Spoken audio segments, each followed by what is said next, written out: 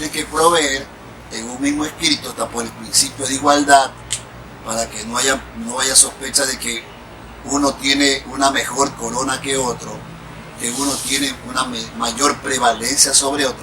En un mismo impulso del fiscal va a presentar su escrito, va a presentar su resolución, proveyendo lo pedido por Pedro y lo pedido por Juan. Entonces, en eso consiste el principio de concentración. Vamos con el principio dispositivo. El principio dispositivo es adoptado en lo penal de fuente del derecho civil. El principio dispositivo señala que el juez solamente puede proveer lo que las partes expresamente pidan. Obvio que hay cosas en las cuales no será pertinente, no será oportuna esa petición, y el fiscal puede rechazar ese pedido por no ser oportuno, por corresponder a otra instancia o por no ser pertinente al tema que está en discusión. Pero en todo caso, el juez y el fiscal están obligados a despachar lo que piden las partes. En el caso de la fiscalía, mientras se sustancia la estación indagatoria y la estación del sumario o instrucción, tienen entonces que proveer lo que pidan las partes. Igual el juez, presidente y demás jueces del Tribunal Penal tendrán que proveer lo que pidan las partes. Excepcionalmente la ley concede que los jueces y fiscales, como funcionarios que impulsan el proceso, los fiscales, y los jueces como directores del proceso en la etapa que les corresponde, pueden eventualmente de oficio dirigir los unos la investigación y los otros la dirección del juicio. Es decir, tienen facultades para ex oficio proveer lo que mejor corresponda para sobrellevar la sustanciación del proceso. Como vemos, entonces estamos viendo una serie de principios que se aplican en el área procesal. También dentro del sistema judicial hay algunos principios como el principio de simplificación. Por el principio de simplificación se trata de simplificar procedimientos engorrosos o abundantes y reducirlos a pocos procesos dentro de un marco del derecho procesal. Anteriormente, en materia civil, tenemos 33 procedimientos diferentes para sustanciar diversos juicios. Actualmente, en el proceso civil solo tenemos el proceso ordinario, el proceso sumario, tenemos, entre otros procesos más, el ejecutivo.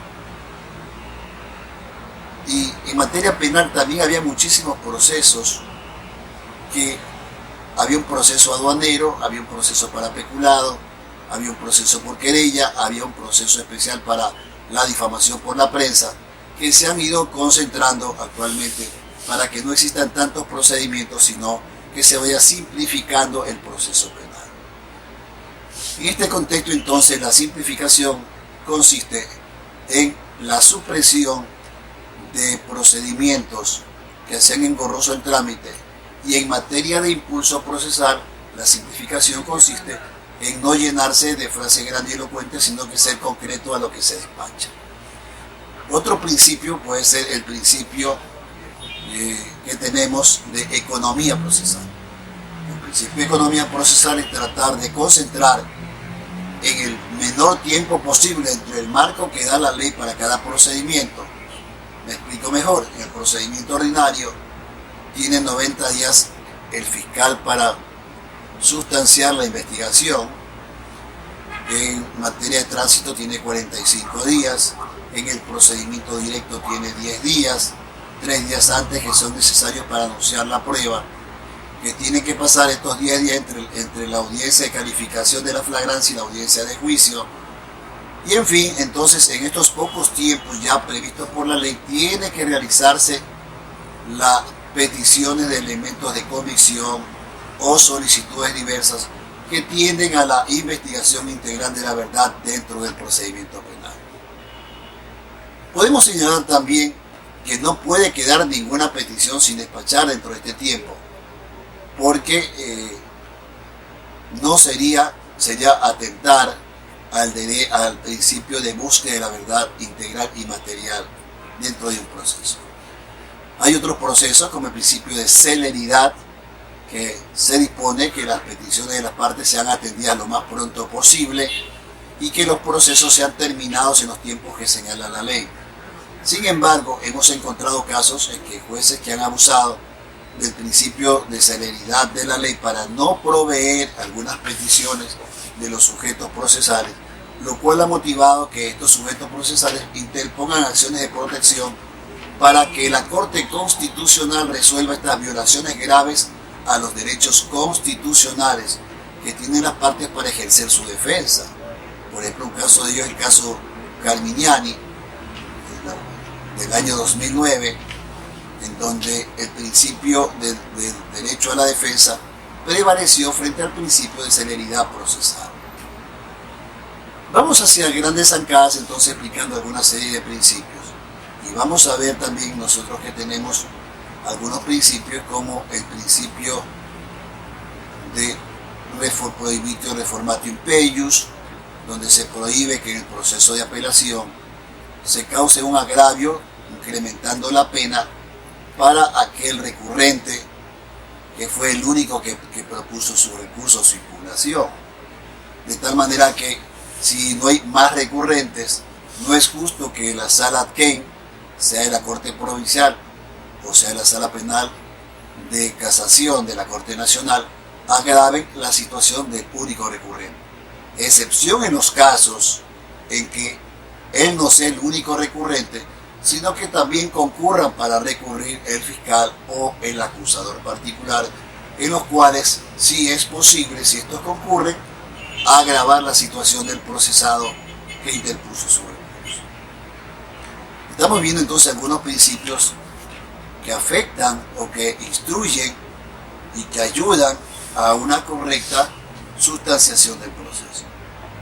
Finalmente, en el 169 encontramos algunas cuestiones, un principio fundamental, que la omisión de formalidades no puede afectar a la justicia de un proceso.